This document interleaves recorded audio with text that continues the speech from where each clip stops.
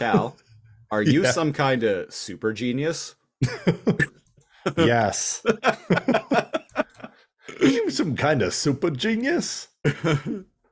Which apparently is just a very extremely mild compliment in this. Too much energy.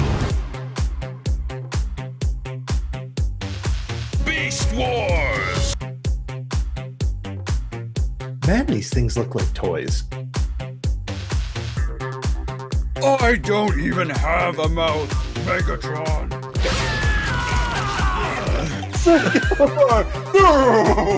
I am transformed. Sigma balls, Gary. Maximal! Maximal! Does that mean transform? Trying is better than nothing, much like this podcast. Oh no, not that.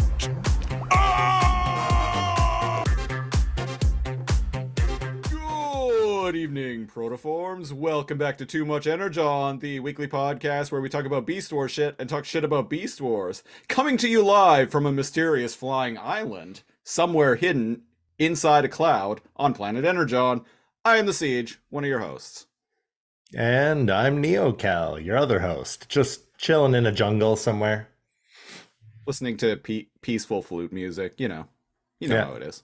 Eating some vines, some bean vines. If you, of the wild variety. Mm-hmm. And then letting out Energon discharges. Well, whatever puts those Predacons in their place. Now, if you were if you've listened to the last episode, which I can't imagine why you'd be listening to this one if you hadn't, you may remember that I mentioned that we were going to have a guest on this week. But apparently he has some last-minute Halloween costume difficulties that need to be resolved 21 days before Halloween. So he wasn't able to be here. So we wish him the best with his with all of his future costuming endeavors. Mm-hmm.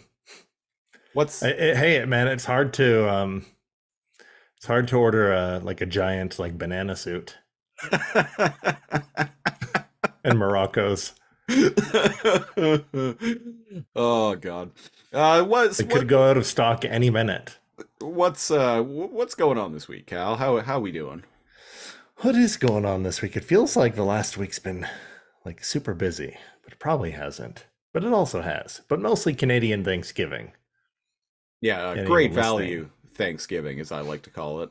Our Thanksgiving is in October, not November, like our American brethren. It spaces out all the binge eating. You. Spaces out the holiday the holiday 15 that people put on. Yeah, what I noticed too is a lot of and bless them, but a lot of Americans on Twitter are wishing us a happy Thanksgiving and to enjoy our turkey and yada yada. Today is basically the bank holiday. Everybody celebrates Thanksgiving on Sunday. The Monday is just the paid day off. Everybody actually celebrates Thanksgiving on the Sunday. It's true. Yeah, I had the Thanksgiving stuff yesterday. I the had Monday's nothing just at all. an extra day off. Yeah, exactly. I had nothing at all. I worked. Did you make that sweet stat pay? Oh, right, because the stat is technically today, Monday. No, but what that means is I will, because I don't work today. Today's my day off. What it means is I'll be owed a paid day off that I can take Right. at some other time in the month. An IOU. Pretty much, which I'm hoping to actually take next week on the Friday, because I have a road test to get my driver's license. Oh shit, it's coming. It's coming, and I think I'm ready. Yeah, it seemed pretty confident whipping around. Yeah. I going for a rep. I did some driving the other day too for the first time in 3 weeks or something like that, and I slipped right back into it. It was like I had never stopped. It's like riding a bike. It's like riding a bike, you put one leg over and sit your ass down on the seat and go for a rip. depending on how many beers you've had, well, your mileage may vary. Just That's kind just of like funny driving a because car. it's funny because I had a relative that drunkenly got in a bike accident and had hurt themselves when I was younger, and I'm like, oh, better that than your truck. Yeah, I mean, that's a Of fair which point. they drove both, but at least they were sound enough mind to go, you know what? I'm only going to endanger myself and get on a bike. That Although,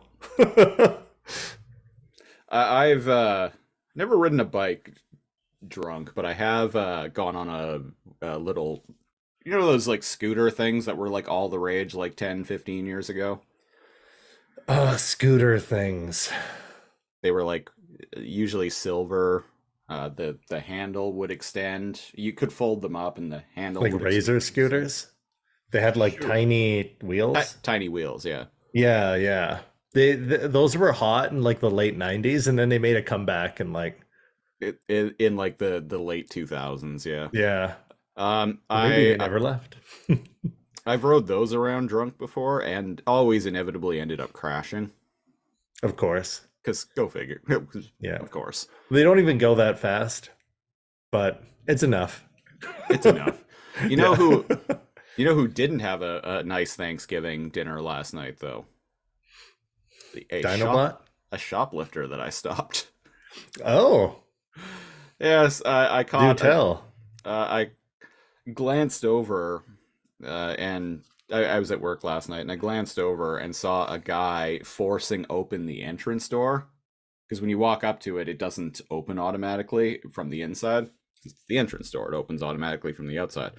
But I saw him force it open and then grab this like big shopping cart full of food and race out with it. So I like look at the produce guy and I like run out after him into the parking lot, chase him into the parking lot. He's pushing a cart and didn't He's look not like going to run faster than you. Yeah. no, and didn't look like the healthiest person in the world. So I was able to catch up with him easily. I grabbed the cart and I was like, "Hey, man, want to show me your receipt?" And he's like, "Oh, I don't got one." I'm like, "Yeah, I know you didn't pay for any of this." He's like, "Oh yeah, I did." I was like, "No, you didn't. Like, don't even try it." He's like, "Oh, my my wife paid for it. She's got the receipt in the car." I'm like, "Bullshit. Just get the fuck out of here." And I grabbed the Just go, cart. man. And he's like, "Oh, well, fuck you." And then ran away. And I was like, "Right back at you." Bye. Have a nice day. Yeah, there was like at least like $200 worth of meat products in there alone. And like the shopping cart was like filled, like overflowing with food. What a loser. Yeah. Also, way to stand out. Like fucking grunting, like opening up the entrance doors. He's clearly done this before because like he was fast at it. Mm. So waited for that area to kind of seem clear, and then Yeah. I just happened to be in the right place at the right time. well, I wonder if what he'll do is he'll just like come back and try it again when you're not there, or if enough people recognized him that they'll just kick him out next time. No, I'm sure he'll try it again when I'm not there. Shithead. I've encountered a couple of repeat offender shoplifters there. And this at my old job, this was something that I noticed when I first took over the freezer department, is they were like really, really brazen about like coming in and just like loading up bags or loading up baskets or whatever, like full of ice cream, and just like running out, or just like running out the door. And like they were like really brazen and obvious. So it's clear that like they had been doing it on the regular and just no one was stopping them. But me And they noticing, don't care, yeah. but me noticing this, like I started like actively like preventing them from stealing. And so over time, uh, the amount of attempts that were made diminished. Yeah. Maybe that'll happen in this place. So that's what I'm kind of wondering, because what I've noticed about my where I work now is that most people don't seem comfortable with confronting shoplifters. Whereas me, No. whereas me, because like I have so much experience doing it at this point, I'm just like, all right, let's go. Just like straight up, like All the gangs here. yeah. Like I did this a few days ago. Actually, I had some chick was stealing ice cream, and I just like as she was like heading for the door, I like ran up. I like flanked her and like ran up and like grabbed her bag like right out of her hand. How'd she take that? Not very well. She was like, she was like, she's like, what the fuck are you doing? And I'm like, let's see what you got in here. Oh, look at this. Ice cream. More ice cream. Got anything else? Got anything in that bag? She was like, no, fuck you. And so I just grabbed her other bag too and look in there, and she didn't have anything in that one. And Well, I'm keeping your bag now. That's the cost of being a criminal. and she's like, she's like, oh, so she's like, oh, why are you taking that ice cream? I'm like, because you were trying to steal it and I'm stopping you from doing that. And she's like, what? So it's you, what are you, is it your ice cream then? Is it yours? I'm like, no, it's not yours either. What a weird, like, defense. Your Honor, I'd like to present my prime evidence. This ice cream does not belong to the man who stopped me from stealing it. Case closed.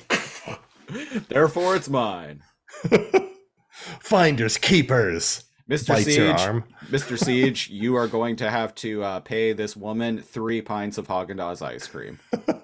Case closed. AKA let her get away with stealing it one time. Everybody gets one. Yeah, I'm just because My wife has the receipt in her car. right. So she went ahead of you through a different door, raced to the car with just the receipt, and is waiting for you. We Yeah. both know you're not married, sir.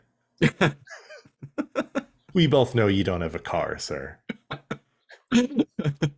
We both know you don't have a receipt. We both know you have no dignity. Yeah, I know, right? Like at that point, just go, okay. Once in a You got while, me. I will encounter ones who are just like, okay, and then they just leave. They don't want conflict. They were caught and they fuck off. Yeah. Man, those are the nicest ones. The ones who get like angry at having to like, you know, be not even hand anything over, but just leave the premise. And like they pull out like the needle that they had sticking out of their arm or whatever. It's like, just go. Like what the fuck is wrong with you? Yeah, or they Can you try tell like people that I've done security for, even though I'm not the one who talks about it often, I did security in the seediest, darkest place of downtown for many a year, and I know that well. Al has seen it all, ladies and gentlemen. I've seen it all. Never had to fight someone for Haagen-Dazs, but had to fight somebody with a needle in their hand or in their body somewhere. Many a time. Sometimes wielding a skateboard, sometimes throwing garbage, sometimes trying to bite you. Yep. It and see, like you were doing like actual security too. Like I'm just a grocery store guy. Yeah, I know. And still dealing with all this Getting crap. paid basically the same too. Yeah. Yeah. The funny thing is, a lot of the time it's like, oh, don't confront them, just let them go. And it's like, yeah, okay. That where I work, that's kind of the policy. kind of the policy. It's like, oh, don't put yourself at risk or anything like that. But I can't not do something. Yeah, especially if you know you can stop it. Yeah. And I know I can because I have like a million A lot of times people over. ain't going to try to fight you anyway. What I've learned from most conflict is most human beings are like silverback gorillas. They'll like charge you, but if you stand your ground and you act nonchalant about it, they'll kind of like rear up last second. Like, they talk a lot of shit, but then as soon as you're ready to meet them, uh, they just start, "Oh, fuck you, man, you fucking loser," and start like throwing slurs, and then like just run away or walk away. Yeah, they don't say Justin Primal maximize and get ready to fight. No, I was hoping you'd say that. They drop the stolen goods, flip their hat around backwards, do their idle fight position. Guile's theme plays in the background. Sonic Boom. And then you're just like, all right, let's do this. And all of a sudden you hear smash.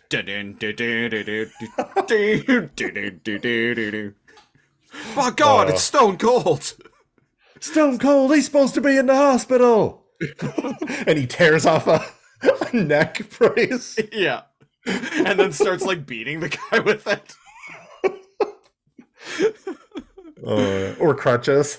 That was a big one. That was a common one, yeah. There was one Royal Rumble that I thought was really funny where you know the rules of the Royal Rumble is for someone to be eliminated, they have to be thrown over the top rope and both of their feet have to touch the floor. Yeah. They can't be thrown or pushed through, and one leg they have to be knocked out. Yeah, so you can exit the ring like yourself. Oh yeah, a lot of it frequently happens outside of the ring. Hell, people can be outside the ring and pull you over the ropes. Yeah. Yeah, I love Royal Rumble matches, but I remember there was one, I think it was 1999, where Stone Cold was like brawling outside of the ring and like in the backstage area, and he got hurt and taken away in an ambulance. And he was gone for like much of the match. And then all of a sudden, like 15 minutes later, you see an ambulance like come speeding back, like right into the arena, and out of the driver's seat gets out of the driver's seat.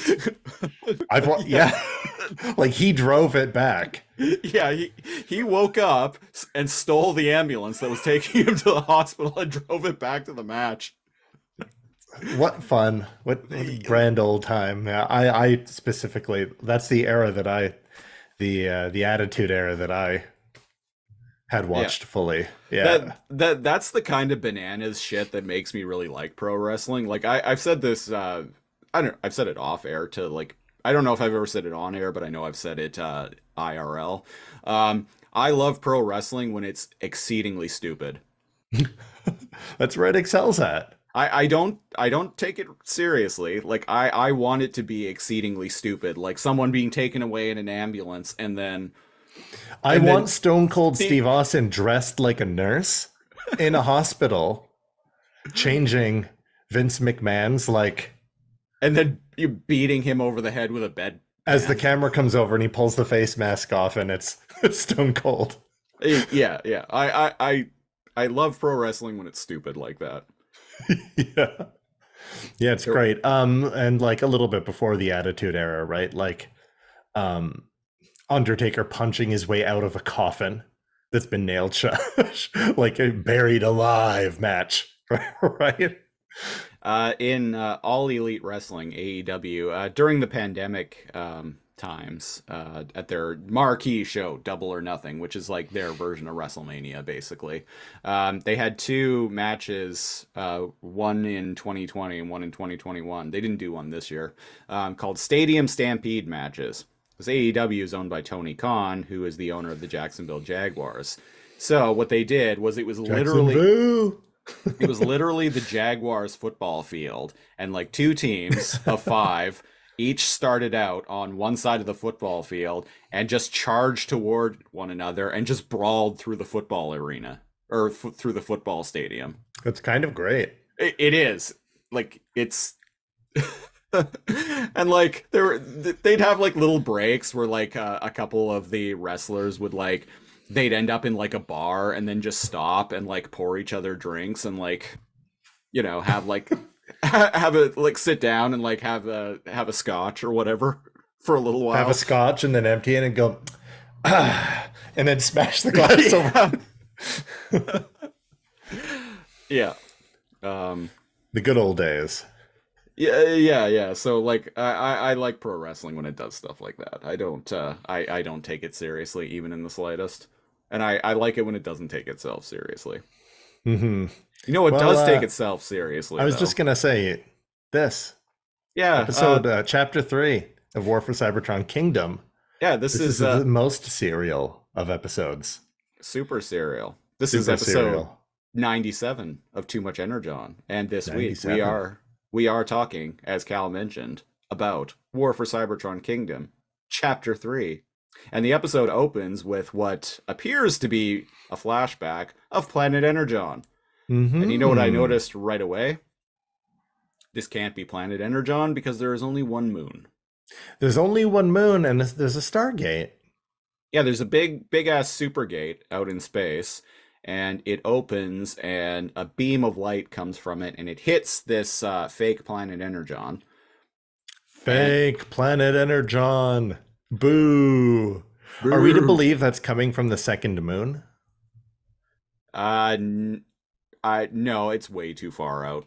It's not like it's not orbiting the planet at all. And it wasn't on another moon. It was just floating. The Stargate was just floating in space, I noticed. Yeah. Was there always a space bridge?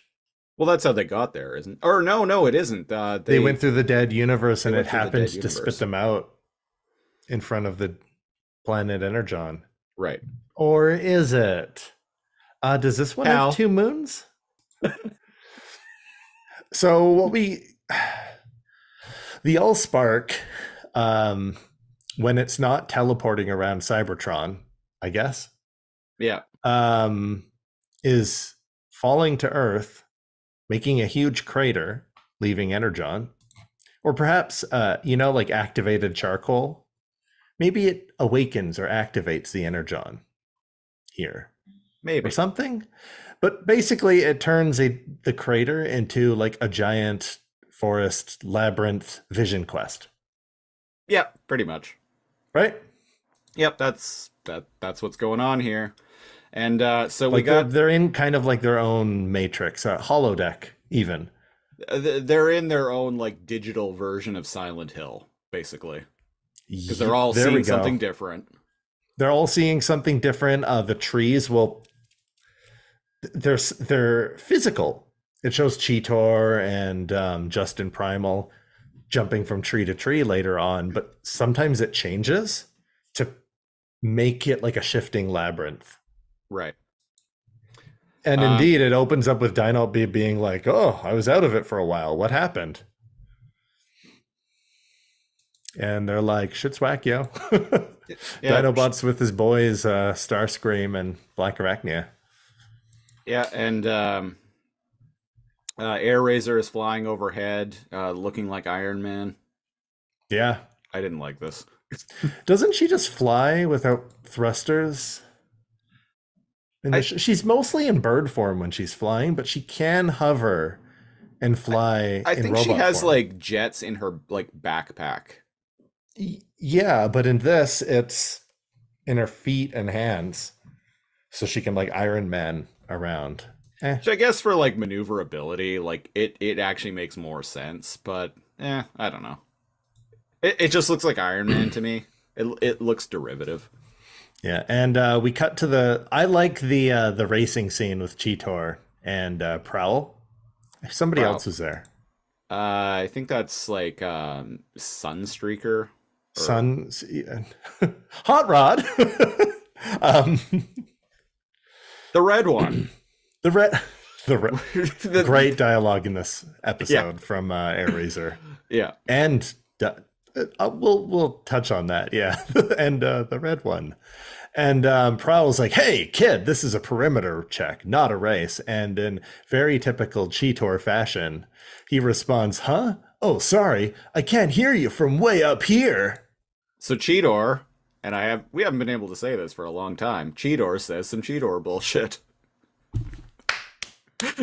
We did it. We finally got some Cheetor bullshit from the episode. Yeah. Yeah, and then there's some like reminiscing, and it's weird having two Optimuses interacting with each other, but it works. That How's whole that? How like, do you no, mean? bro, I was wrong. No, bro, I was wrong. You're good. No, bro, I understand. Like Nemesis is like the evil me. No, bro. We should probably try to help you, bro.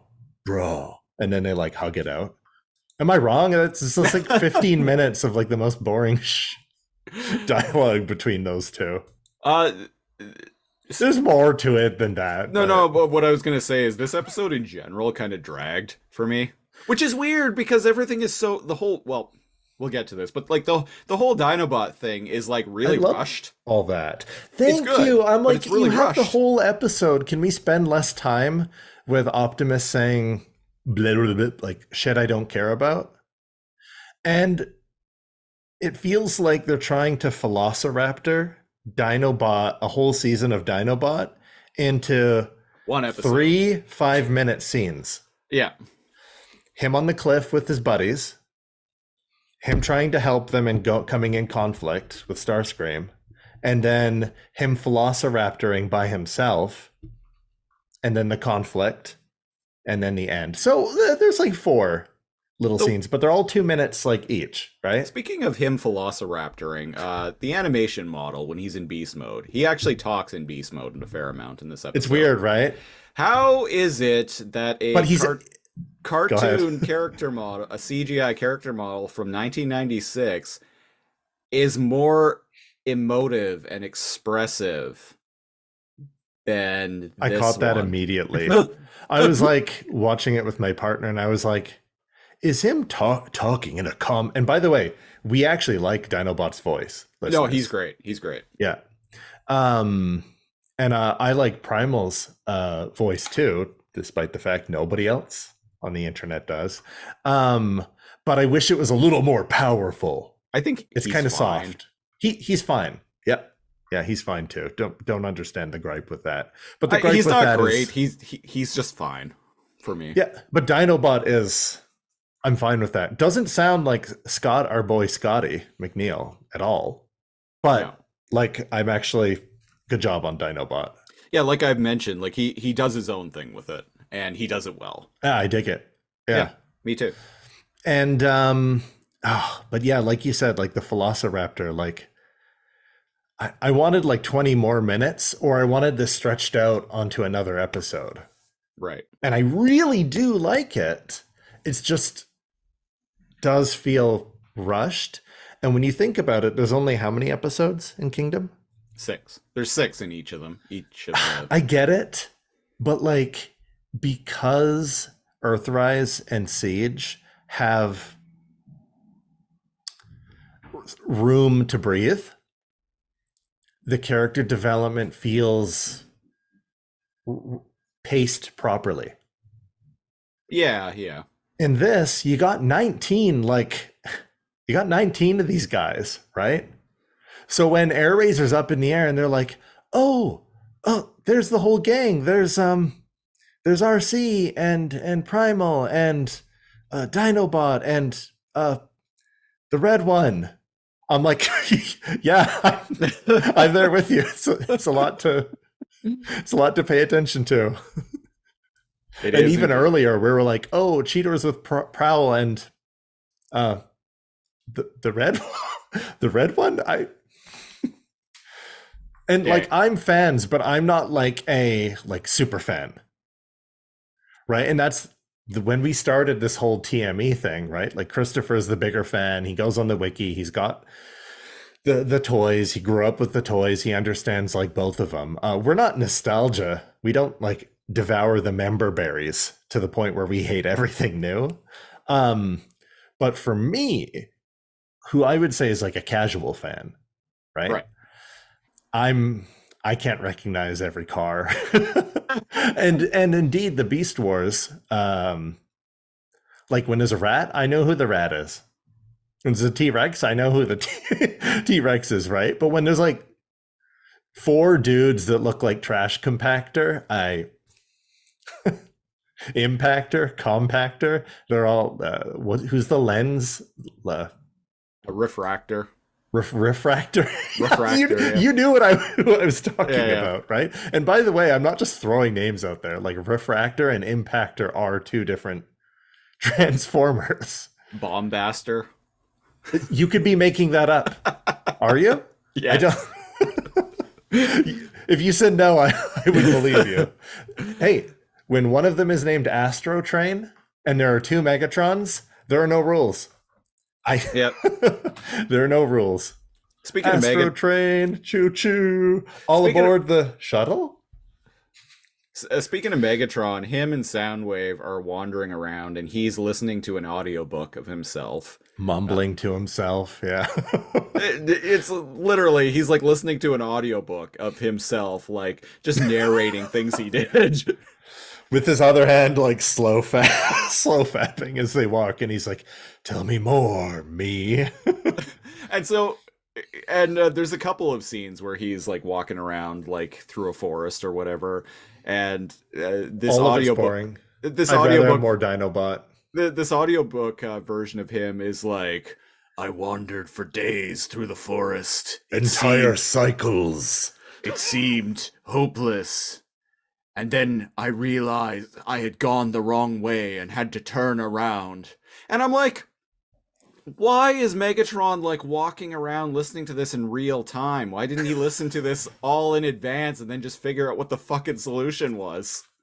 And then go there. Siege. Time is of the essence. Because remember, they were like, "Oh, we gotta go like right now," and I'm like, "Do you?" The only reason Optimus is here is because they followed your signals, Right? but There's some and it's the refrigerator test. It's just like, "Oh, we have to beat Prime to the Allspark," and it's like they only got here because they followed. Oh, sorry. Rewind. I'm actually going to fight against ourselves here. It was Starscream and Black Arachnia that moved the timetable forward. right. They remember, like, Starscream was doing a sneaky spy mission because apparently he can go invisible. Yep. Who knew? I guess he stole that tech from Shockwave. Mirage ain't got shit on me. Ha Suck my dick, Mirage. I can fly. That was Except more I can't in this Pterosaur. episode. That was more Pterosaur than we both been full Pterosaur. Always Pterosaur go is full big. Pterosaur. Always go full Pterosaur. He's the beast. Starscream. We all know that. Yeah, that I would have loved to have seen Pterosaur in this show. There is a Right. toy of him. I have it. There's a they could've- Kingdom line Pterosaur. They could have made the model. Imagine having Pterosaur and Starscream like together in the same room. Holy shit. Both idiots that are really ambitious. Yeah, Both stroking each other's ego before they inevitably butt heads. yeah. And well, anybody listening, our favorite Predacons are like the bugs and are all the ones that aren't in War for Cybertron. Yeah, pretty much. Like Scorponok, Waspinator, Pterosaur. Yep. For some reason, the toys exist. Also, like, why not have Waspinator? He doesn't need a lot of screen time to be effective. He just shows up and goes, "Oh, Waspinator will get traitors." Like, that's it. Do you know what I mean? Just give him like one or two voice lines and you're like, huh, anybody. Like, Yeah, but anybody could whip out the voice line too. It doesn't have to be perfect. Yeah, but knowing this show, he would have just like flown in and like decimated everyone and been like, Waspinator's having a really bad day. Waspinator's having a bad day. Like that probably would have been this show's take. It's time on to take Waspinator. out Birdbot. And Scorponok would have showed out and he would have been like, "Not on my watch." Yeah, that's exactly what he would have sounded like. Go Cyber Wasp. Inferno would like fly in and be like, "Hold on, comrades. We must exercise caution when Hold on, dealing comrades, for the king. For the king. for the king. We must exercise caution. Allow me a moment to come up to devise a cunning strategy for dealing with these Maximals." You are always such the strategist, Inferno. We must act now. Use our heads later. Listeners, if you can't tell, we're poking fun at the wild mischaracterizations in Kingdom.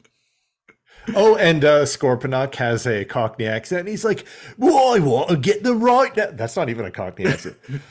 "Well, I think we should act right now." Like a really shitty Jason Statham. Yeah. "Come on, Megatron's out there. We want him to reward us, don't we?" Sounds like, almost sounded like Zaid from Mass Effect. There we go. Get Zaid's voice actor for Scorponok. I haven't been a Predacon this long. I haven't lost me one eye. Scorponok has one eye. You imagine Scorponok with just an eye patch?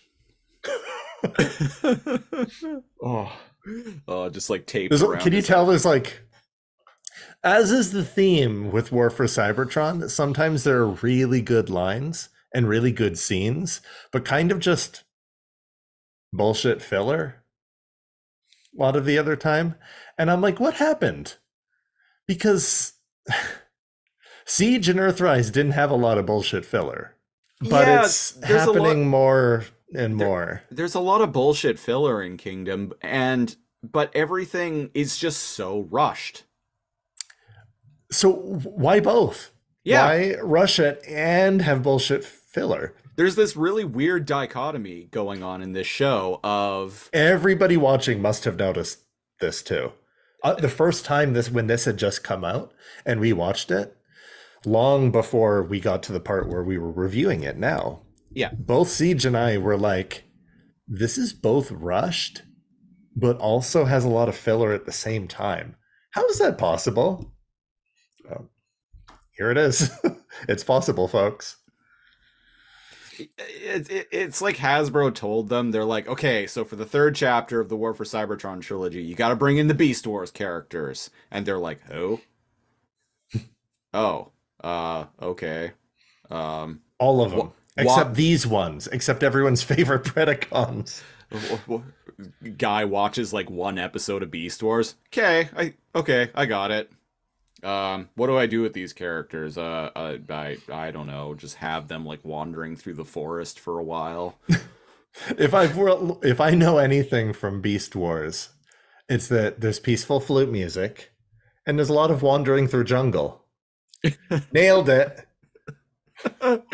I mean, that's all it takes, right? Depending on what you catch. But here's the difference. Beast Wars has dozens of episodes. You only got 6, homie. Yeah. We can't have you meandering around and then just like rushing to hit like all of these like mandated story beats. And indeed, in the grand Silent Hill, the digital Silent Hill that is the all-spark fucking with all of them, most of their vision quests are stupid, but 1 or 2 are pretty funny. And a callback, Starscreams. His crown. Dinobot's hanging out with Starscream and Black Arachnia, and for some reason, the bullshit illusion isn't affecting him. I was wondering about that. And I'll talk about that later on. And Starscream is like, oh my god, it's everything I've wanted. No, it's everything I've deserved. And he has the crown, and hey, sports fans, it's the crown from the Transformers, the movie. And when he puts it on his head too, the animated movie. Yeah, he even has the cape. You should see me in a crown. And he puts it on the shoulder pads thing. The pauldrons. Yeah.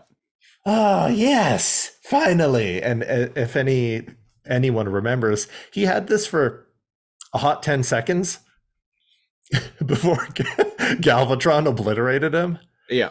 I don't need anybody to fire me now. What do you mean? You just turn into a gun. Oh shit! Because in G1, Megatron needed somebody to fire him, but he was like a golden gun. If you're shot with Megsy gun, you're fucked, right? Galvatron turns into like a sci-fi giga cannon. Yeah, he turns into it. I always call it a space howitzer. Howitzer, there we go. And it only points in one direction. It doesn't look very mobile, but you're fucked. And he obliterates Starscream so hard, he sends him back in time millions of years. Right? And so I liked that little scene with the crown, because it is like exactly the same crown. Yeah. And it's prophetic, meaning that if he keeps going down the same path, same thing's gonna happen. Homie's gonna get killed. Black Arachnia sees like Tigatron or a monster or like a beast of some sort, like in the fog that she's afraid of. I'm not really, kind of looked cat-like or bear-like. I thought it was don't like really a know what wolf that was. or something. Like a wolf? Yeah. And is that referencing Silverbolt? Maybe? But this It was a wolf, yeah. This version of Black Arachnia appears to be queer, though. I didn't get, could be, maybe yes or no. And queer doesn't mean that they don't necessarily like guys, but yeah, later on when they're looking down and they're spying on the Autobots, she's like, oh, the pink one's cute. That's Talking not about outside RC. of, yeah. And Sorry, RC, yeah. I remember in a later episode, her and Air Razor have a bit of a moment. Oh, okay. Yeah, Yeah. that's fine. She always struck me as someone who's willing to like flirt with everyone. So I don't think there's a lot of weight behind it, but I don't care. She Yeah, could be fair enough. Ace or do you know what I mean? But maybe that's a reference to Silverbolt in the Maybe, yeah, because in a different timeline Silverbolt exists and they're lovers and blah Yeah. blah blah. So, and indeed it seems to touch on multiple timelines, thus the crown. right. So the Allspark is kind of showing people what is possible. Yeah, and I like that. I just wish the Me show too. had done more with that. But instead, it's like Alpha Trion, like Vision questing Optimus for like 25 damn fucking minutes. Like, I don't care. Oh, and Megsy too. He's not even in this episode except for like the last 3 minutes. He shows up to one-shot Dinobot. He's in a couple of scenes. There are a couple of scenes of Megatron like wandering around with the Autobot Matrix. Like I meant strapped to his Megsy chest. too. Yeah, the beast. Oh, Galavar. Yes, Galavar. Yeah. I'm calling him Galavar to differentiate. There the we two. go, Galavar. Yeah. But yeah, all the scenes with Megatron, meh. Soundwave is his homie. Like he's even like, Lord Megatron, you appear to be malfunctioning, and he's like, shut up, you. I'm almost finished. I just need to listen to my own voice a little more. I just need to get to the end of this chapter of the audiobook. And indeed, It's quite riveting. 15 minutes later, he's saying the same shit, by the way, in the Golden Disc. He's like, we wandered for cycles, and it wasn't until I realized we had to turn back and go to the mountain. That's and what almost like on cue, Megatron stops in his tracks and turns. That's what I meant earlier. Like, why? Like, the fact that he's like following along with this is just like a giant waste of time. It's like skip to the end and figure out what the solution is. Or fast forward, or sit still and listen to. Yeah. He's listening to like a live. He's following the instructions in like real time, alongside himself recording what he's doing in real time, including the mistakes. Yeah, which is dumb. It's so dumb. when he's like, oh, I wandered around for cycles before I realized I had to turn around, Megatron goes, oh, and he turns around, and I'm like, One, you suck at leaving instructions for yourself. Two, fuck. So that's dumb. And even Soundwave is like, homie, what are you doing? And it reminds me a little bit of like Lord of the Rings. He's like, how about you let me, the Allspark's doing something weird. Sorry, the Matrix of Leadership is doing something funky to you. Yeah. Let me like share the load, Mr. Frodo. And he's like, no, it's mine. And I'm like, there's literally not a single soul in the entire universe that I would trust more than Soundwave. But Soundwave is actually pretty snarky to him in this episode, which struck me as, surprise, surprise, uncharacteristic. I don't think he is. I think he realizes that maybe there's something else, because he's like, hey, you're malfunctioning. Megatron, I hear something. I didn't hear anything. No, you wouldn't. It's because Soundwave isn't affected by the mist either. Yeah. Dinobot and Soundwave aren't. Yeah, I wonder why. Maybe they're pure-hearted. Maybe. Yeah. Or I mean, the Matrix does end up helping Dinobot, so. Yeah. And so we're yada-yadaing it, but there's some bullshit. The Optimus, they bro hug, and they're like, bro, I'm sorry. No, bro, I'm sorry. Bro, bruh. And they look up at the Milky Way and they're like, bruh. I'm not wrong. Like, that's basically the gist of their bullshit. So after Starscream like goes nuts from his like little vision quest, Dinobot. Oh, I forgot he tries to fly away like 4 times. Yeah, and he keeps hurting himself, and I'm like, what are you doing? Yeah, it's because of the Allspark is creating some field that static field bullshit. Makes it so Transformers can't fly. Starscream can't get into the air. Later on, Air Razor ends up crashing for the same reason. And this is when Velociraptor starts actually saying shit I really like. So Dinobot, to try and get Starscream to snap out of his like vision quest of him being a king, like straight up punches him. And Starscream's like, homie. Who disrupts my coronation? I was almost finished. And he's like, my crown, where's my crown? And you should have seen it. It was glorious. And Dinobot's like, crown? You see yourself as a king, dude? And Starscream's like, what? Why is that funny? You asshole! And they start brawling. Fuck you, yeah. And Dinobot says a couple of times to Black Arachnia, he's like, well, hell of an ally you have yourself here. Yeah. And when they calm down, because there's a few scuffles before eventually they separate ways, he's like, no, they don't calm down. They keep brawling, and like Starscream like gets a grip on him, and Dinobot like breaks free and punches him and falls off a cliff. Well, there's that, but beforehand there's some nice reminiscing before they end up scuffling. And in the first scene, he's like, hey, I've studied the primes. You need to be heroic and courageous and like wise to have them. Right. And this kind of falls on deaf ears with the other two. And that's when Black Arachnia is like, oh, the pink one's cute. Right.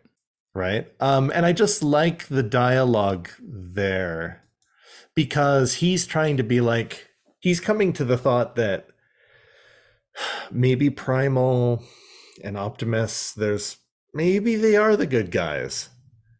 Right. And Black Arachnia, as always, just is loyal to no one and is keeping her options open. And then Starscream just completely over his head, and he's like, if they're here, then the Megatrons must be too. Well, yeah, because like even when Dinobot and I almost said Pterosaur, Starscream are like scuffling, Black Arachnia is just like looking back and forth at them, because she's just going to side with whoever wins. And he says, while he's being held again for like the second or third time, real good ally you've chosen here. And she's like, well, what are you going to do about it? Yeah. So this is all three of them coming to the realization of what their values are.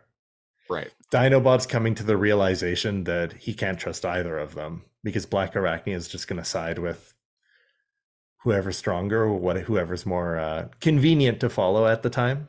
Yeah. Like I said, whoever wins. Yeah, and Dinobot, like you said, like slashes at his eyes and falls off a cliff. Falls off a cliff. When he gets down to the bottom, Air Razor is in the sky, and the Allspark, I almost said Energon. the Allspark field makes her like crash, and she happens to crash right where Dinobot is, and is basically like, "Oh, we got to stop running into each other like this." I like that, yeah. And so Dinobot goes to beast mode, and this is where he starts like velociraptoring. And he has some dialogue here that's a callback to his dialogue in the Beast Wars episode Code of Hero. It's amazing. Yeah. Like it's really good. Where he talks about you know, like having free will and like his choice, and like the ironic thing is that when presented with this situation, presented with this decision, he finds he has no choice at all. And that is directly so the writers, it's homaging Code of Hero. Yeah, definitely. Absolutely. Yeah. Which also kind of tips the episode's hat, or the kingdom's hat, in that he's going to make a sacrifice of some sort. When I watched this episode last night, I actually went back and rewatched Code of Hero, written by a friend of the show, Ian Weir, whom we interviewed quite a little over a year ago now. Mm-hmm. It's so much better than this. And indeed, he doesn't have to share much of the spotlight. That's his time. So for me, it doesn't feel ceremonious, right? Because they give him like a short 3 minutes, right, later on, instead of a whole episode. And I wish this was shared over this episode and the next one. Yeah. In the least, right? So I still think it's okay. Like I still dig it. Like if you're coming out of it from not watching Beast Wars, right? Don't know why you're listening to a Beast Wars podcast, having not watched Beast Wars, but it's still good. I still like the character. It's still written well. I just wish there was more Dinobot time. Right. More him interacting with because Rat Trap gets to say, "Hey, what's Choppa Face doing here?" Like once.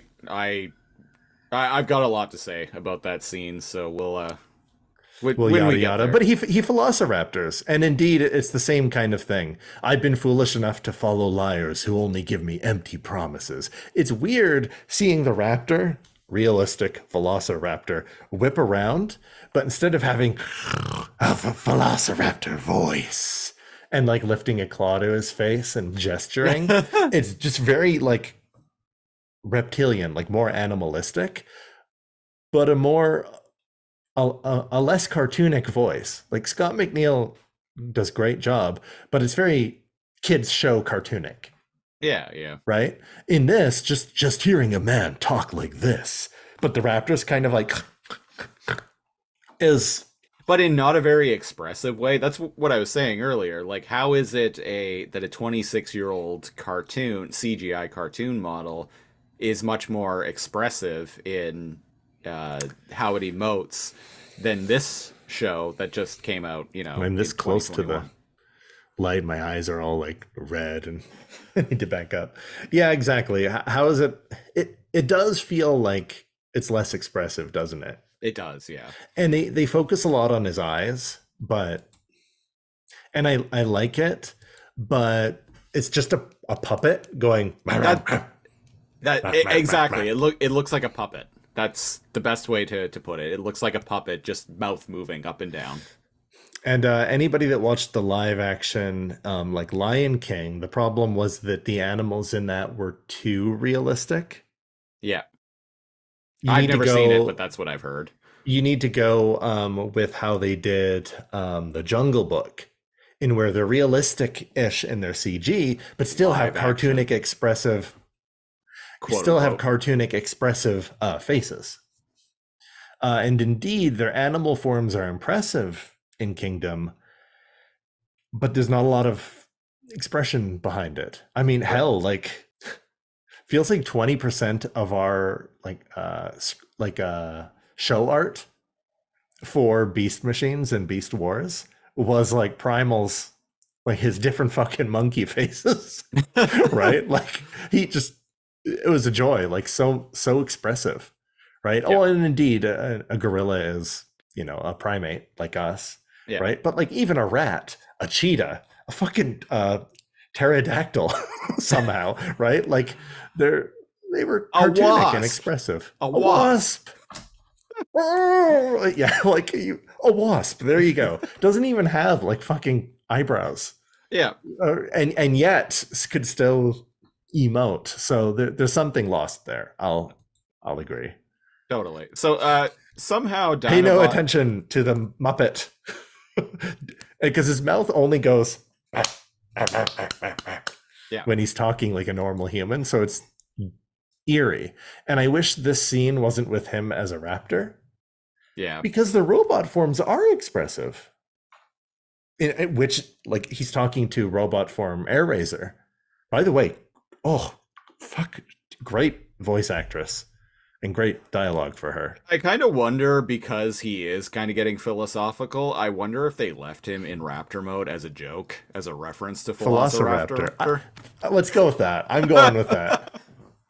If he had like lifted up a claw, like the meme, Yeah.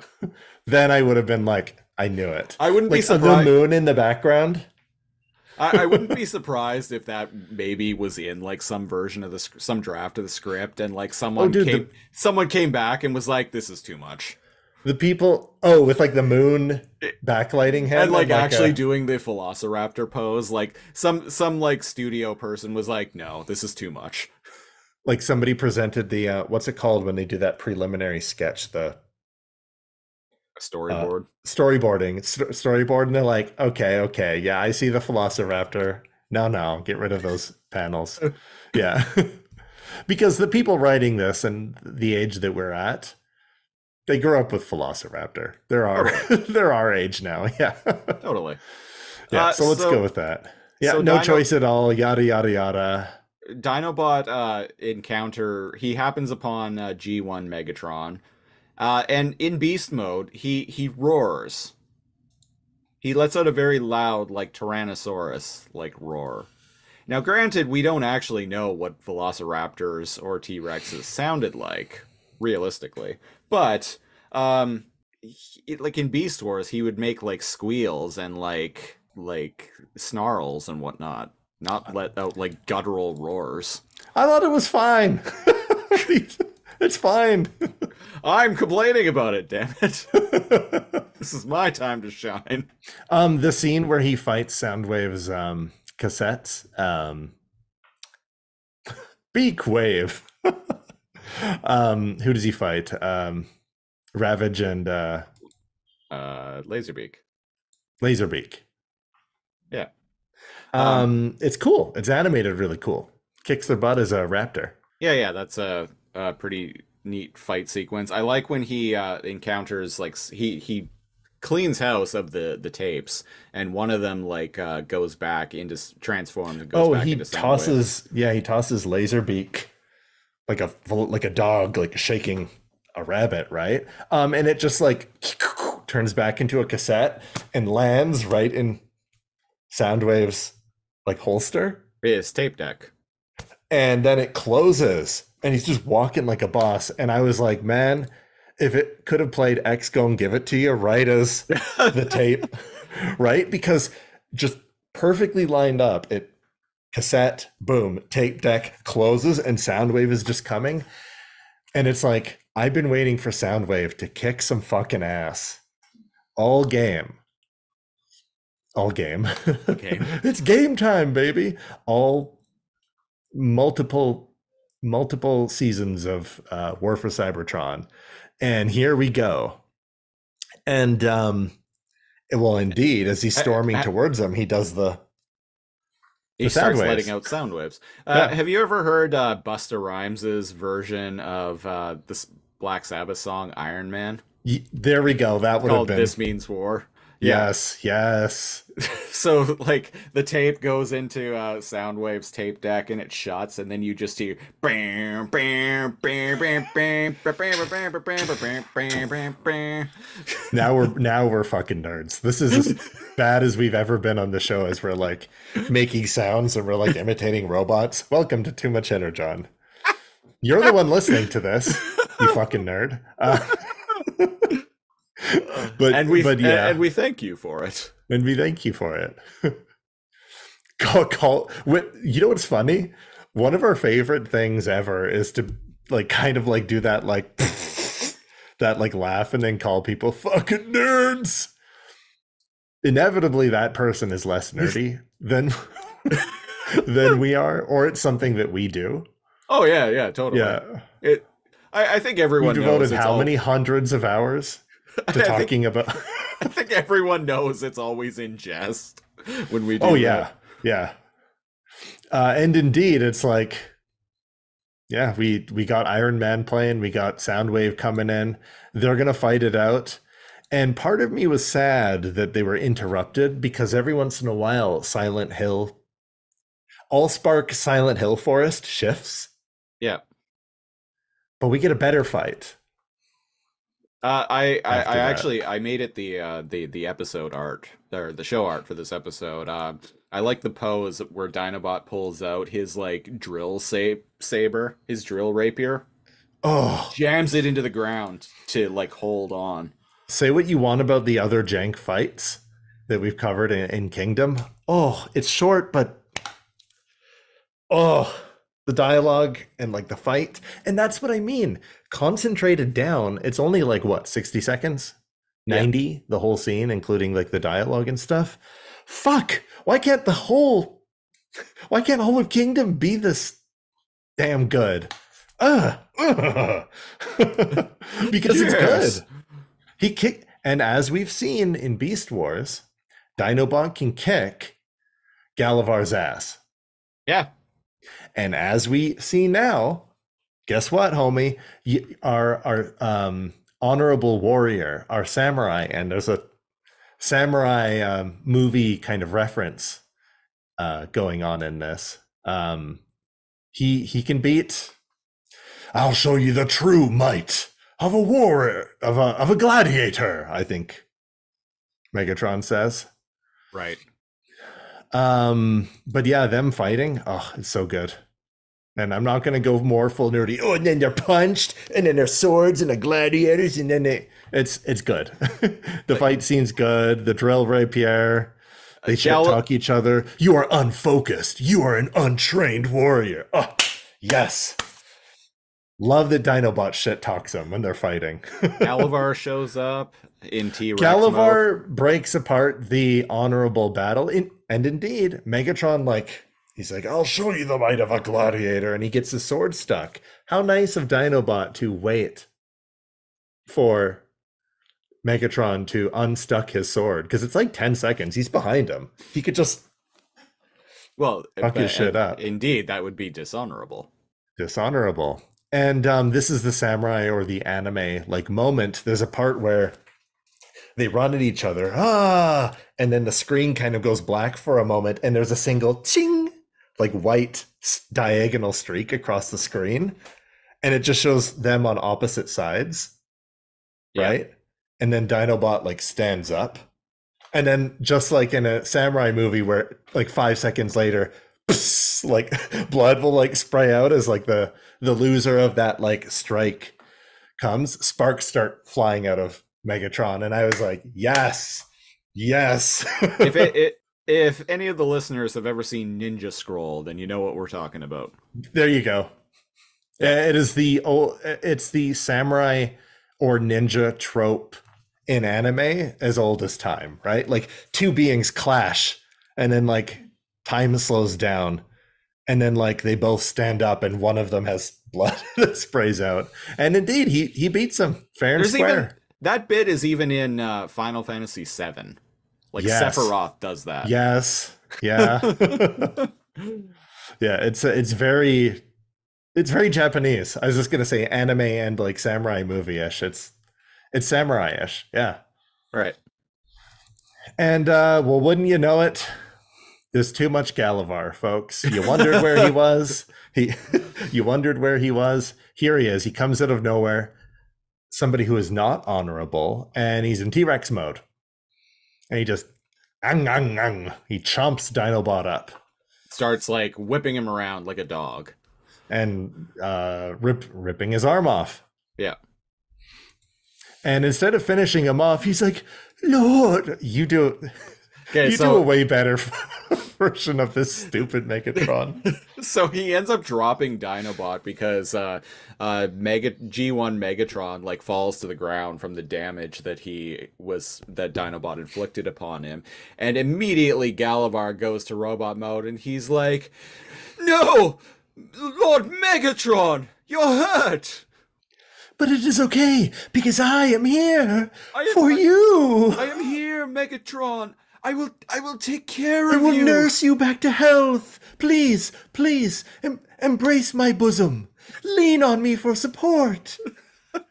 Remember me when you write your what's the word?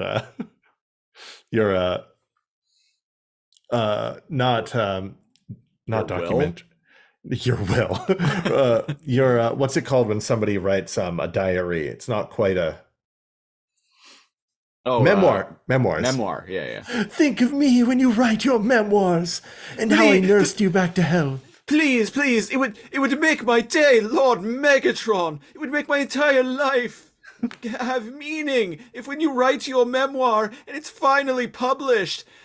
And I go to that great Cybertronian bookstore in Iacon and grab a copy because, unfortunately, the publisher just didn't see fit to send me a free copy. But it would be okay if I could just go there and open up the cover and see, written by your hand, Lord Megatron, in the opening, for Galavar. For Galavar. For Galavar. My friend. And much more. Fuck. In love and war. Fuck. Both in love and war for Galavar. Get away from me. Is it obvious that Megatron does not like it? And indeed, there's kind of a nod to the fourth wall here. Yeah. It's like the reason Scorponok isn't in this is because the Scorponok sucking up to Galavar in Beast Wars is Galavar sucking up to Megatron in Kingdom. Yeah. We don't need a totem pole of brown nosers. We don't need Megatron will reward us. We don't need a hierarchy of brown nosing. Yeah, we don't need this to be like corporate middle management. My shift lead is Galavar, and the general manager is Megatron. Yeah, exactly. I couldn't handle that. So maybe that's why he's Scorponok. It would please me greatly though if Scorponok with a coach hat was in this. I'd love that. If only. Fuck, there's some really good parts and bad parts in the IDW comics. Yeah, we'll get talking about those again soon. Well, yeah. Not soon. Soonish. Gonna be a little while yet, but yeah. So Dinobot's there. He's left to his own devices, and wouldn't you know it, Megatron's like, "Get away from me, you freak! Well, you should have killed me when you had the chance, Dinobot." And he's getting ready to finish Dinobot off, and he's like, "Well, sorry, I still have my honor. Decepticons and Predacons will flourish under my rule." And you chose you could have been there. You would have had so many bitches, Dinobot. I would have made you a general. But no, you chose unwisely. Now you don't even have a job. Now you don't even have a job. But I still have my honor, bitch. And Eye lasers. eye lasers. And I was like, yes, fucking eye lasers. Fucking Woo, eye let's lasers. go. Suck my dick. You forgot about the eye lasers, didn't you? The only one who still has eye lasers on the show. And you know, as think he's about like it. Who has eye dying- lasers? In Waspinator? the show? Well, yeah. Dinobot? Help me out here. Inferno doesn't. No, I don't think any of the other ones do. Is it those two? Yeah. Yeah. And I think Waspinator only used them a couple of times. It wasn't. Yeah, like... it's like a couple times. I thought it was everybody that had the visor, but Scorponok never did. Right. Yeah, no. It's just Dinobot. That's his ace up his sleeve, baby. And in the confusion, and instead of Galavar being like, "How dare you!" and opening fire, he's like, "No, my king, I'll kiss it better." Mwah, mwah, mwah, mwah. And in the confusion of the eye lasers, the Allspark ammo belt flies off, and Dinobot's like, "Yoink!" just conveniently grabs it, and is apparently strong enough to just leg it away. Yeah, he goes from dying to just being like, haha, I've got the Gotcha. Matrix. Adrenaline, along. man. Adrenaline, it's one hell of a drug. Got to hit that first down line. Got to get that first down. First down. Move. Carrying it like a football. Yeah, he like twists around. Pushes Soundwave out of the way. Lord Megatron. Pushes Galavar out of the way. He's going. He's at the 10-yard line. It's good. Dinobot He's does going. a fucking dance He's and he going. slams them. He's going for it. And touchdown. Woo! Dinobot does a funky chicken dance and slams the Matrix of Leadership in the ground. Yeah. He gets away. Starts doing the can. And now Galavar could have ran after him and stopped him, but oh my god, it's so gross now. Stop it, Galavar. You're an embarrassment. He is My an partner was embarrassment. like, this guy's fucking embarrassing. And I'm like, yeah.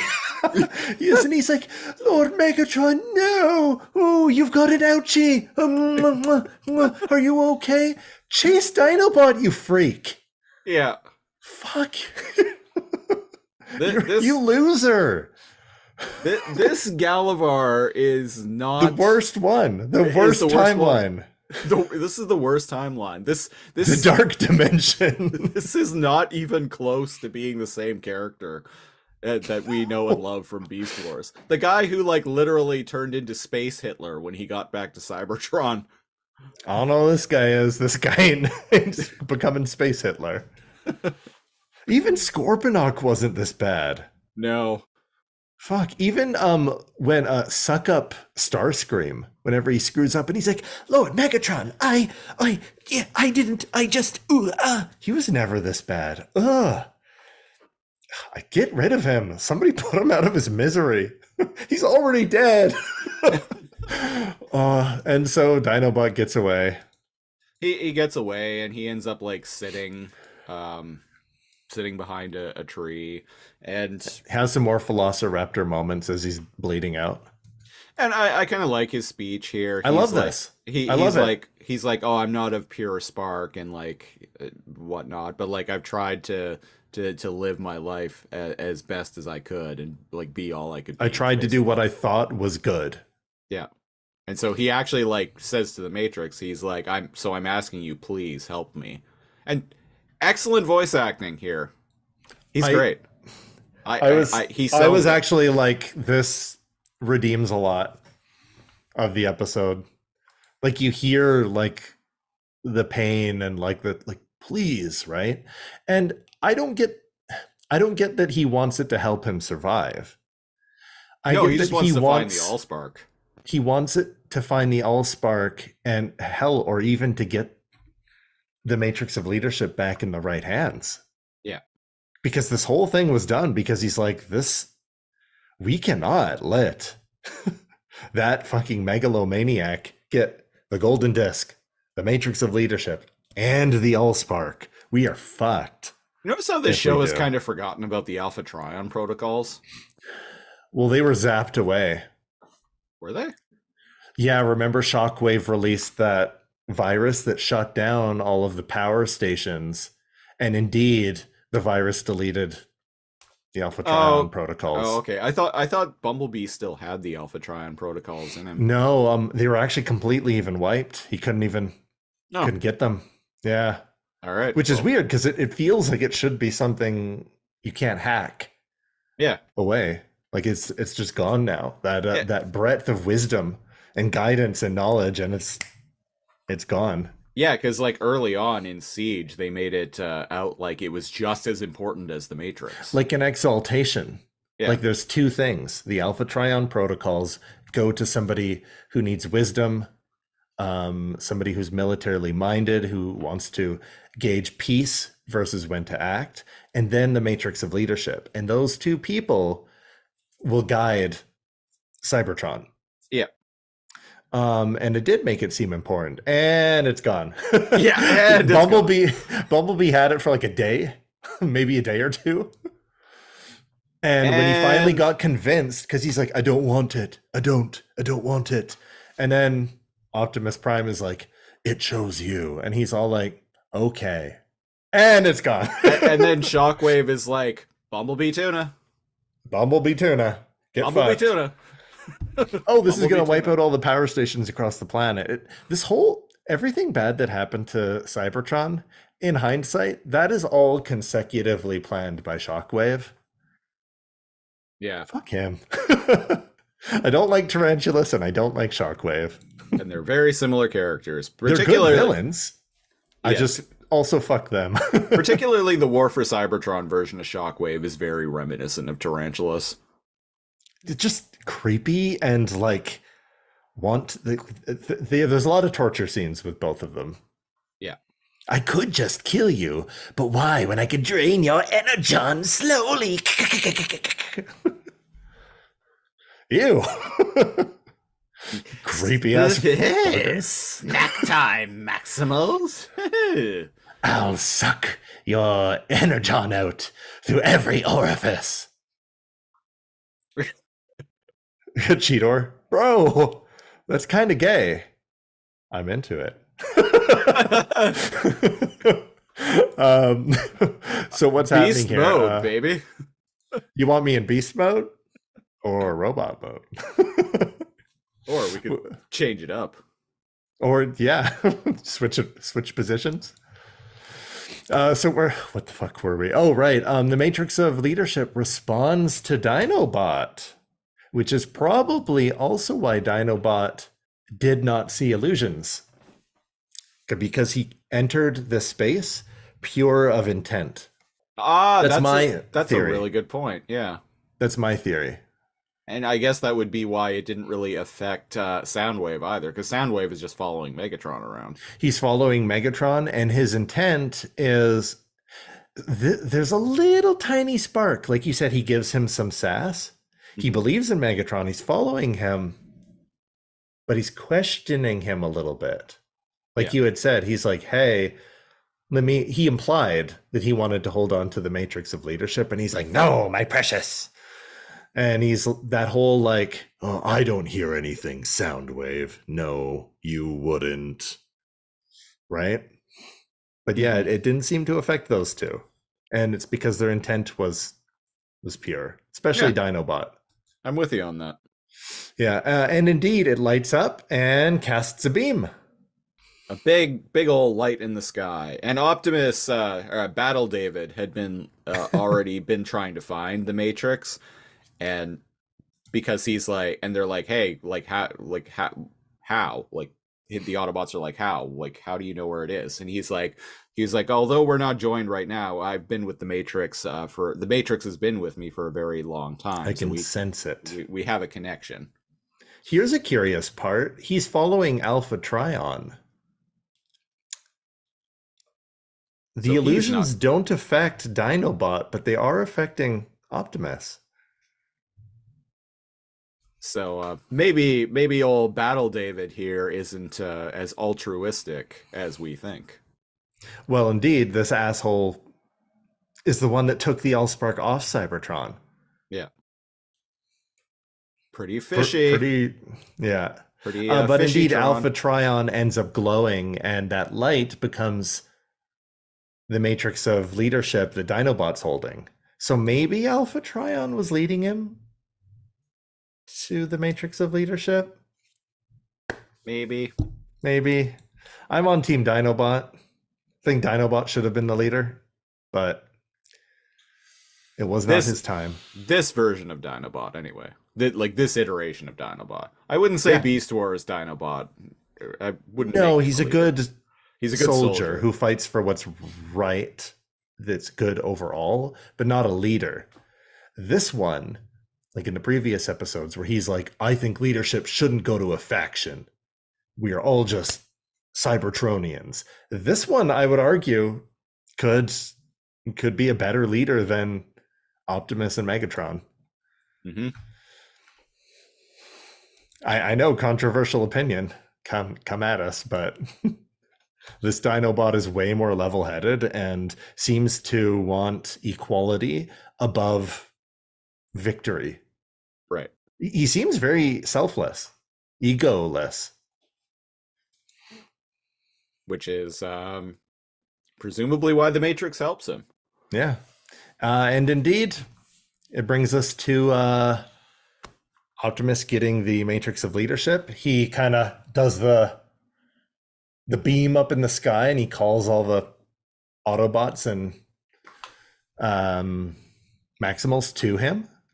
And it's back, baby. Back where it belongs. Back where it belongs. In me chest. Maybe put a lock on that next time. You know, just like a gets out Mastercraft lock. or just a bike. Like put a chain in the Or what front was that it, keeps the doors. The club. Remember in the 90s, the club? For the For you know your what? car steering wheel? Put a club inside. just to prevent any doofus from, when you're knocked out or passed out, from just pulling it out. Yeah. The fucking club, yeah. Uh, And we get Dinobot's Velociraptor death scene. yep. So You said you had some things to say. they all gather around, and Rat Trap is like, "Yeah, what's Choppa Face doing here?" He's never called him that at any point in this show.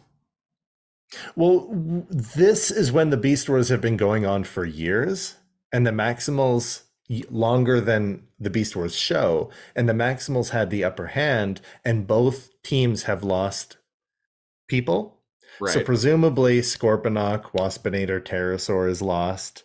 There's no second moon, so there's no Transmetals version, right? Tigertron's here, but no Silverbolt, right? So presumably he called him Choppa Face like off screen. You're right, though. On the Sure. screen, he had never called him that in Kingdom. It's a nice Yeah. homage to at least the people that watched Beast Wars. Right, but I would have preferred it be a little more consistent. They've barely had any time for Dinobot to interact with any of them. Like, this is the first time Dinobot's even talking to anyone on the good guys team besides Airraiser. So, okay, so the thing about this scene, and this scene is assuming you already know who all these characters are. Right. But But what's a bit, the thing that's a little insipid about that, in my opinion, is it's assuming you already know who all these characters are. So it's like, oh, okay, we're gonna get Beast Wars fans watching this. They know who all these characters are. Choppa Face, yeah, they know the reference. Saving vermin like you. But you're Yeah. giving us like wildly different interpretations of these characters. that they had to know people wouldn't like.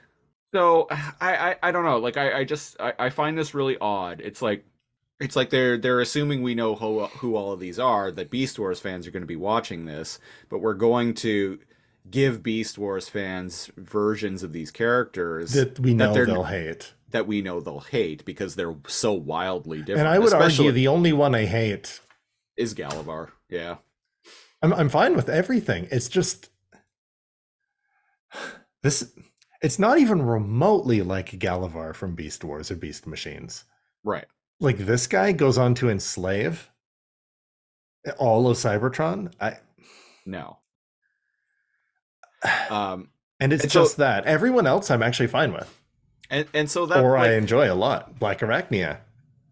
yeah. Yeah. Black Arachnia is great. I like Dinobot, Air Razor. Yeah, I No, really like what they it's did kind with of Air a Razor. it's kind of a different take on the character, but and so that's just what I don't understand about this. And I've talked about this with other things, with other shows before, where I have to wonder like who it's for. And to not bandwagon, to both agree with but present a different side of that. Let's say you've never seen Beast Wars and you're 15, 20, like whatever, like watching this, right? Right. There's so many characters. Why do you care about them? Yeah. Like if you just met Dinobot, do you give a shit? Exactly. And he's like, "Oh, Choppa Face, what happened to you?" Choppa Face? What?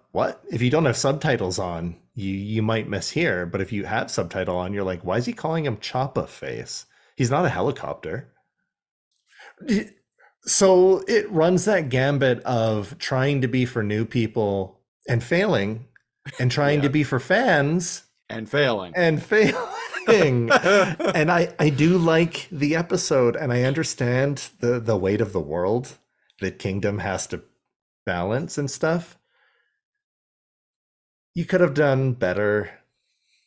You could have. And for example, Siege and Earthrise, fucking great character development. And I get it. All of a sudden the cast has doubled. Right. But like maybe instead of having the Maximals show up in the arc and fight for 5 minutes, or having like, Optimus looking out in the stars and being all like, "I'm sorry, bro. No, don't worry about it, bro." Instead of like, I don't know, do other stuff. Like have a scene in the spectral forest where Rat Trap bumps into Dinobot and he's like, "Hey, Choppa Face." And then have Dinobot be like, "I'm not here to tussle, Rat." Right? Like just Right. the 30-second scene where you have a Scooby-Doo moment where everyone's getting separated and they're bumping into each other, right? Here Yeah. and there, right? Bumped into Air Razor, but then they separated. Why not bring Scotty McNeil's two characters back together and show that there's that a respect, even though they're on opposite sides, and that they won't necessarily fight each other. Yeah. So him being Little things, right? Like I So- prefer that than the scuffle between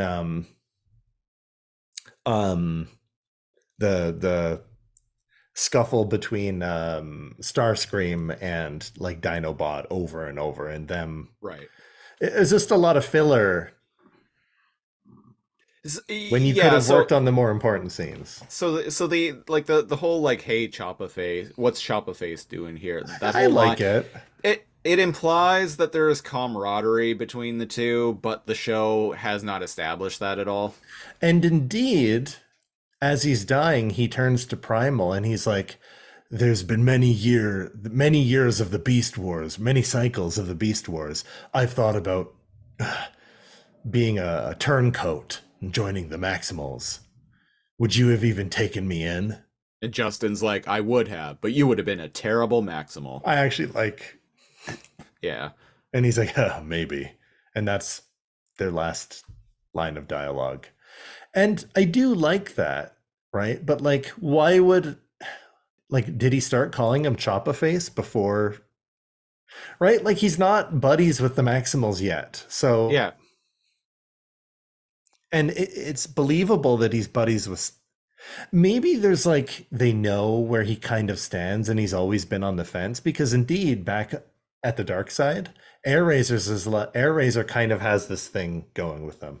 Hey, I don't mean to tell you how to do your job, but it's been over like a whole. It's been an entire cycle afternoon before you've shocked me. Have something like that in there. Like when Rat Trap was infiltrating, why not have him drop down and be like, "Hey, I thought Choppa Face was supposed to be guarding you." So the fact that I'm just nitpicking now. Yeah. well, the fact that we're having to like try and speculate to fill in all these blanks means that the show failed. Like the writers of Kingdom overall. The writers didn't succeed in what they This episode should make me teary-eyed. And I like it. And I actually think they did everything with Dinobot right. But it's only 8 minutes of screen time. Yeah. Like I said, this episode is assuming that you are already familiar with all of these characters. So it's kind of like who's it for? Yeah. Who's it for? This scene has has weight and drama like kind of artificially like tacked onto it. And there you go. And not only that, there's so many people here gathered around. He's never even met them. Yeah. Like, why is Prowl here? Yeah. He's just meeting Optimus Prime now. What? And he knows about him in Legend, and that's fine. But like, he doesn't know RC Prime. Yeah. Prowl. Right. I'm half surprised that like Soundwave didn't just like walk up and like, I always cry at funerals. Like and then so unceremoniously. And then all of a sudden, like, I don't know. One of the many Scorponocks is there. Who's a Decepticon? Astro Train. I don't know. Yeah, there we go. Astro Train just shows up and like takes a hat off and puts it over his chest and is like, he was a great warrior. He I hardly knew he was a great warrior, and he always fought for what he believed in, and what was his name again? He will truly be missed. And it's like, you don't know who the fuck he is. Yeah. RC's like, who's this guy? Why is he dead? I don't know. Fucking rip. Let's go. Right? And indeed, like, I don't know, one of the bad guys died. Let's go. One of the bad guys died, but he was like, maybe he would have been good. I don't know. Anyways, yeehaw! And indeed, very unceremoniously, Optimus is like, anyway, Matrix of Leadership wants us to go this way. Yeah. I don't know, kick some dirt on him. And Rhinox goes by and he's like, pour it out for you, Chopper Face. Maybe half a beer. I was just gonna say. Just not. There's my rating. Not gonna waste an entire bottle of Old English on you, but you can have a couple sips. But I'm pouring it on your crotch to make it look like you pissed yourself. That's gonna be my rating. Hey, Rat Trap, you got a Sharpie on you? I want to draw a penis on his face. Draw a fucking. Oh man. And indeed, very unceremoniously, they're like, well, big gulps, huh? See ya. See you later. And they all just like, all at once, no words are said. They're like, cool. And then they go walk towards the pyramid in the middle of the Silent Hill forest. Yeah, and Battle David is like, oh, hey, cool. Yeah, now that I got this, I know where the Allspark is. So let's go, guys. Yeah. What was that guy's name again? Dinobot. But we have Dinobots. You know what? Forget about it. Something in the comics that they actually ask. Dinobot says that he chose his name based on the race of Dinobots that were like ferocious and brave. Right. In the comics. It was like number 2 or something like that they touched on. Right. Yeah.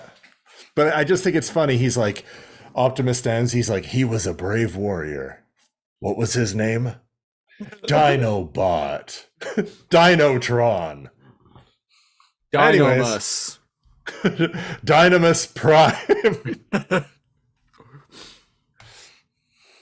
Well, he lived as he died.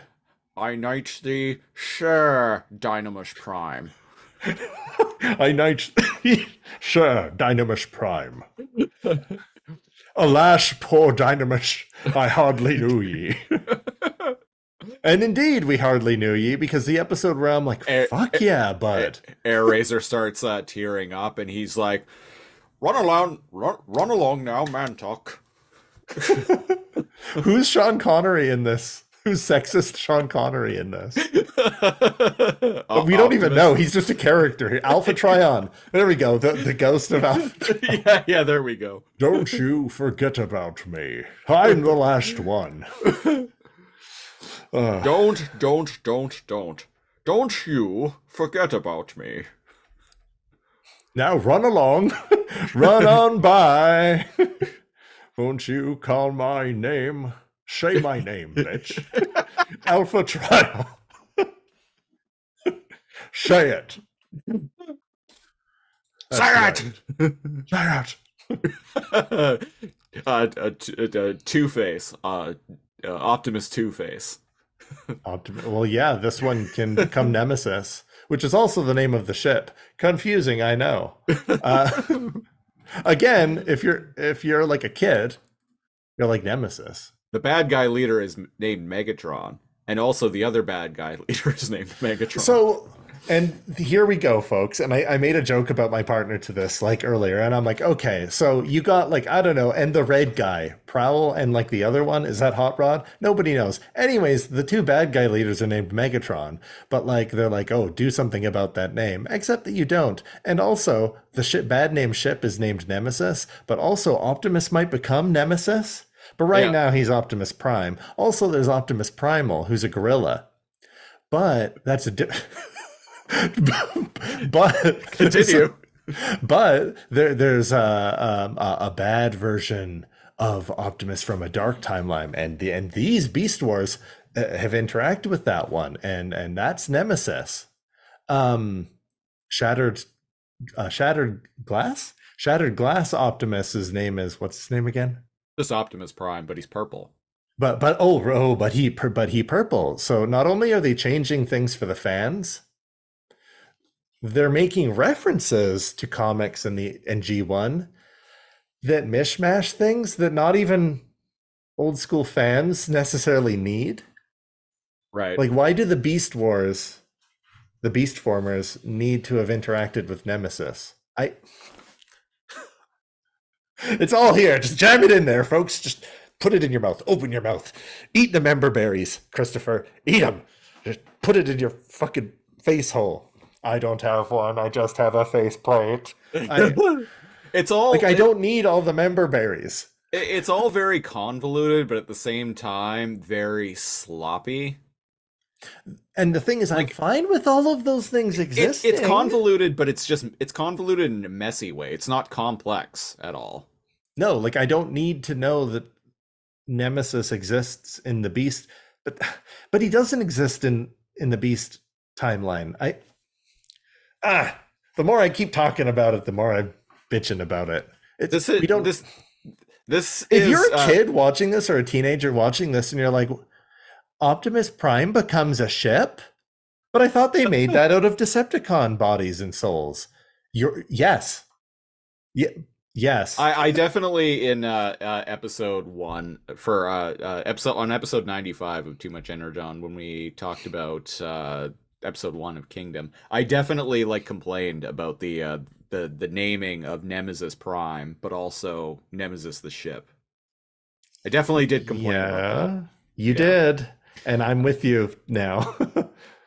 Well, you had to clarify that for me. You're like, no, Nemesis Prime is Dark Mirror, is like bad timeline Optimus Prime, but it's also the ship here. And I'm like, oh. And like, why so not this just grown man who's familiar with Transformers can't keep up with the bullshit that's going on in the show. I don't get why they didn't just call him Scourge, because the original version of like evil black evil, like black and blue Oh, colored right. evil Optimus Prime, he was originally called Scourge.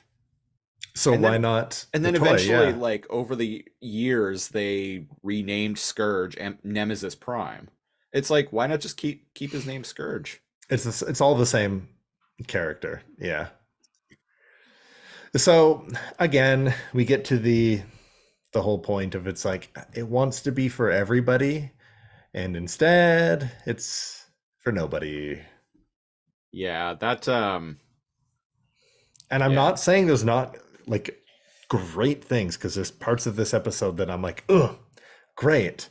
But along with the character that made the best scenes in Kingdom so far, he gone. So it's like, uh-oh, what does that mean? Because if they're getting rid of him in episode 3, what do I have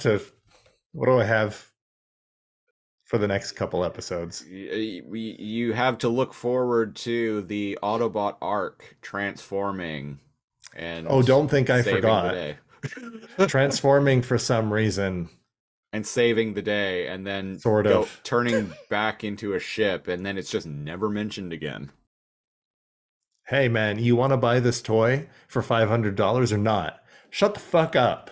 Give us your money. Everything's a transformer. Anyways, and you I think get a are we done? transformer, and he's a transformer, and he's a transformer, and you get And a transformer. you have multiple transformers inside of you. And that power line up there, it has 2 transformers. His name's Powerline. Get it? Get it? He transforms into Max from a Goofy movie.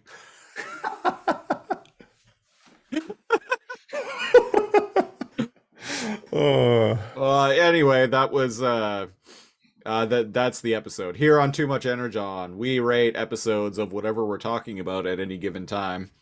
On the Too Much Energon scale, it ranges from not enough Energon to a sufficient amount of Energon to too much Energon. It's basically bad, okay, good. Cal, what are you rating War for Cybertron Kingdom Chapter 3? Let me contemplate using crystal, using Energon, which doesn't exist on this planet. Conveniently doesn't exist on this planet. Maybe this is after the second moon's blown up. But they're not transmetals? They're not transmetals. So maybe, I don't know. Justin's alive and still in gorilla form. As apey as ever. So there's such good things about this. Black Arachnia, Starscream, Dinobots scenes. Boom. Yes. Don't really care for the Justin Primal and Optimus. Like, bro, it's okay. Bro, I forgive you. Bro, you don't need to forgive me. I'm sorry. Bro, we're both sorry. Bruh. Like, fuck, man. It felt like it cut back to that scene like 3 times. And I'm like, I don't care.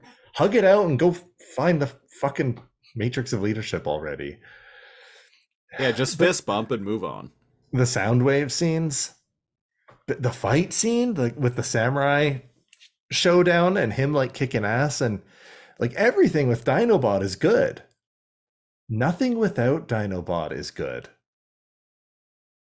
Yeah. Like all the scenes, now that I'm analyzing it, all the scenes with Dinobot were good because he's questioning things.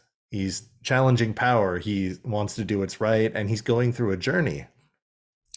Why are you making him go through a journey for 15 minutes? Could this not have been episode 1, 2, 3, and 4? Yep. And like stretched out? And instead, by the time I'm like, I fucking like Dinobot, and he's dead.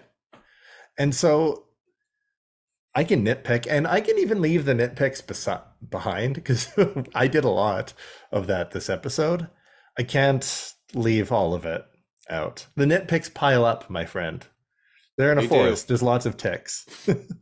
There's lots of that would be a tick transformer, nitpick. And the pendulum's leaning on. Fuck, I want to. it's a high, not enough Energon for me.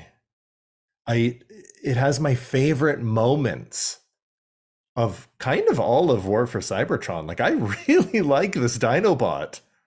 Yeah, Like me in some too. ways, he has more potential than Chop-A-Face from Beast Wars.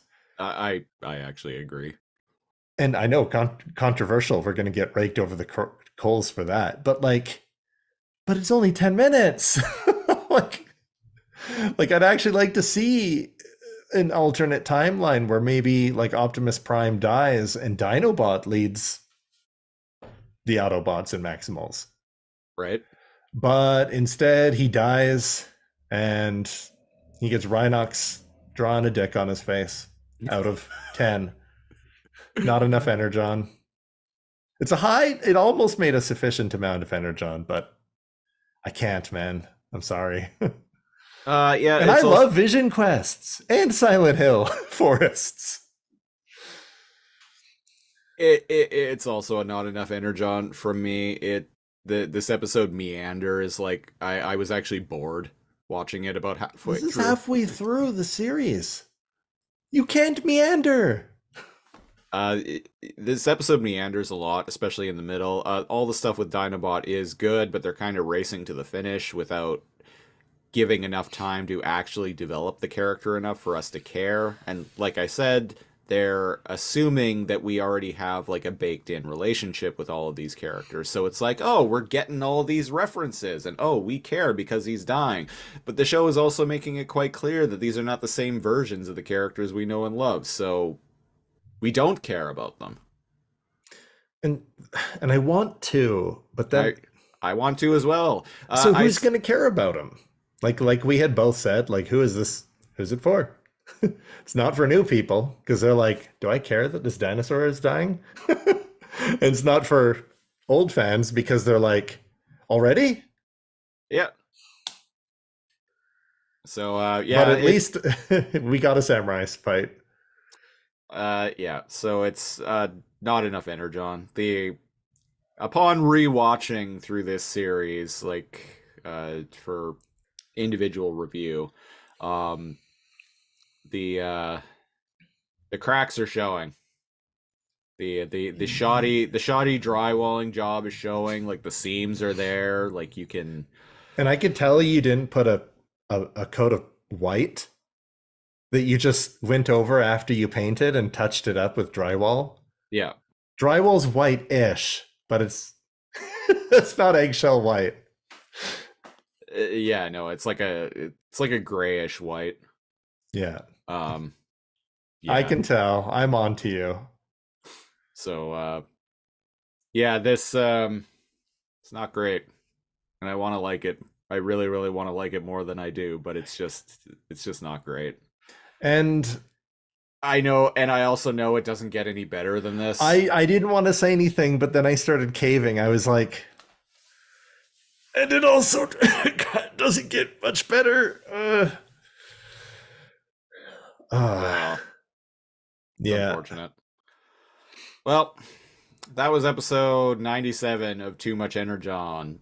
Best way to support the show, go to patreon.com/lazorcomb, LAZORCOMB. We're at the single $5 Gary tier. You get bonus preamble audio. You get commentary tracks. You get our news and current events program, Lasercomb Tonight. And you also get to pick a show for us to review a random episode of on our other podcast, the Lasercomb Podcast.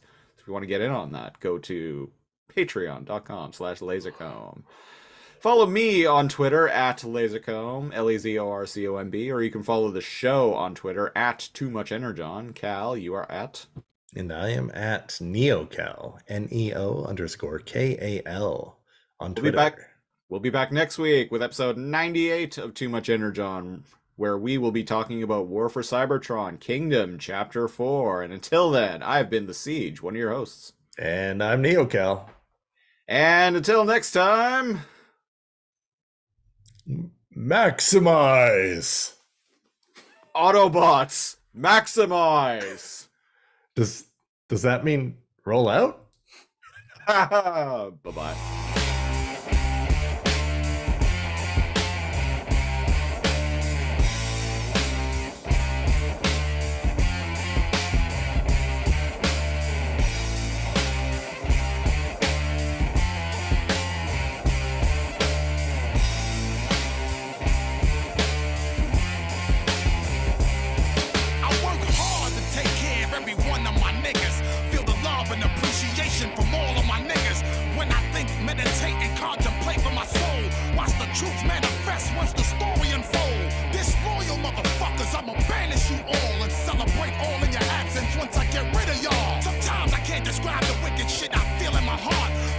violence and sporadically tear you apart. Strike with a serious vengeance, and before you die, put you through the worst and make you take a look in my eye, so you can witness the extreme damage caused by betrayal. Make you sorry for the fact that you attempted and failed. Make you eternally suffer. You was one of my men's.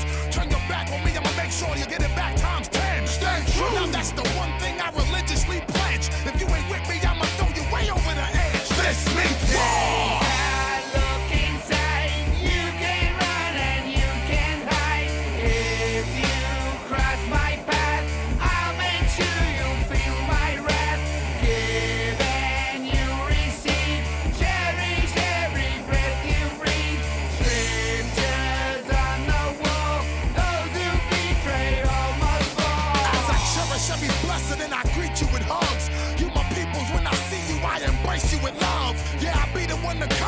You out of the hole. Yeah, you be the one to run and leave me out in the cold. So amazing how many times you plot and you scheme, but what you don't realize, you never conquer my dream. The devilish karma can't penetrate the steel of my armor. Time passed by, the pressure got you living with drama. Paranoid of my retaliation, living in fear. Disloyalty will have me kill my brother, shedding a tear. Such a shame how you could easily get trapped in a zone and have to go to war with fake niggas standing alone. Until I get with all my loyal niggas going the length. Don't matter how hard you try, you never weaken my strength. Now I'm with all of my loyal niggas breaking the brand. And if you diss the code of honor, we taking your head. This means war.